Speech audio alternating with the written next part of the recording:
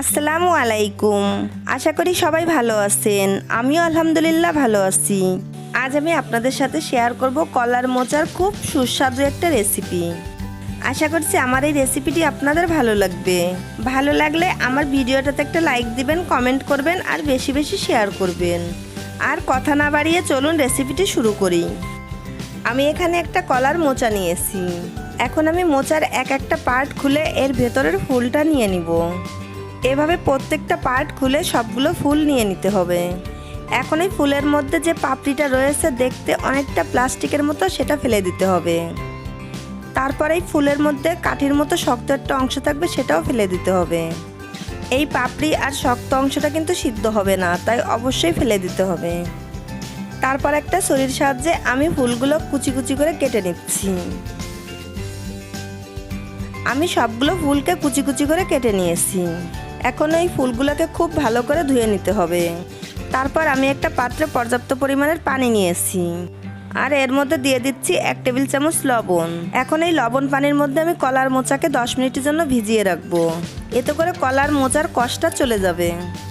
10 minute পর আমি মোচাগুলোর পানি ঝরিয়ে নিব। এখন আমি মোচাগুলোকে সিদ্ধ করার জন্য অন্য একটা পাত্রে নিয়ে নিচ্ছি। তারপর এর মধ্যে পর্যাপ্ত পরিমাণের পানি দিয়ে দিচ্ছি। 1 চা চামচ লবণ আর 1 চা চামচ হলুদের গুঁড়ি। তারপর লবণ হলুদকে মোচার সঙ্গে নেড়েচেড়ে মিশিয়ে নিব। এবার এটাকে ঢাকনা দিয়ে ঢেকে সিদ্ধ হওয়া পর্যন্ত অপেক্ষা করব। 5 মিনিট পর ফিরে এলাম। এরই মাঝে মোচাগুলো 80% সিদ্ধ হয়ে গেছে। এখন আমি চুলাটা অফ করে দিব। তারপর ছাঁকনি দিয়ে মোচাগুলোকে সেঁকে নিতে হবে। সেঁকে নেওয়া শেষে মোচাগুলোকে খুব ভালো করে ব্লেন্ড করে নিতে হবে। এবার চলে যাব মূল রেসিপিতে। চুলায় একটা প্যান বসিয়ে এর মধ্যে আমি 1/4 কাপ সরিষার তেল দিয়ে দিচ্ছি।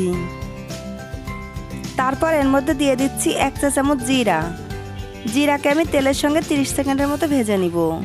এবার আমি এর মধ্যে 1/3 কাপ পেঁয়াজ কুচি দিয়ে দিচ্ছি। মোচার এই রেসিপিতে পেঁয়াজের পরিমাণটা একটু বাড়িয়ে দিবেন, তাহলে খেতে বেশি সুস্বাদু হবে। এখন আমি তেলের সঙ্গে পেঁয়াজকে নেড়েচেড়ে ভেজে নিব। পেঁয়াজগুলো ভাজতে ভাজতে যখন হালকা ব্রাউন কালার হবে তখন দিয়ে দিব 1/2 চা চামচ আদা বাটা আর 1/2 চা চামচ রসুন বাটা।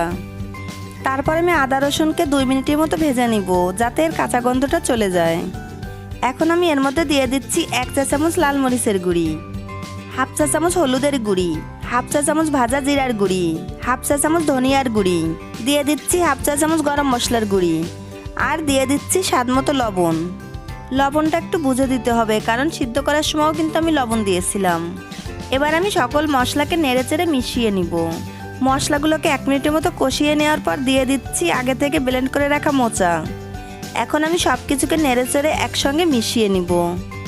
আপনারা চাইলে এই রেসিপিতে চিংড়ি মাছটাও দিতে পারেন। এখন আমি এর মধ্যে 1/2 চা চামচ চিনি দিয়ে দিচ্ছি, তবে চিনিটা অপশনাল, আপনারা চাইলে স্কিপ করতে পারেন।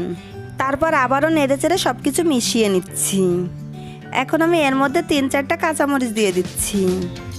কাঁচামরিচগুলো দিলে খুব সুন্দর একটা ফ্লেভার আসবে।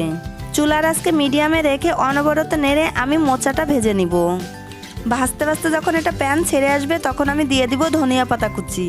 ধনিয়া পাতা দেওয়ার পর বেশিক্ষণ ভাজা যাবে না, 1 মিনিটের মতো ভাজার পর চুলাটা অফ করে দিতে হবে।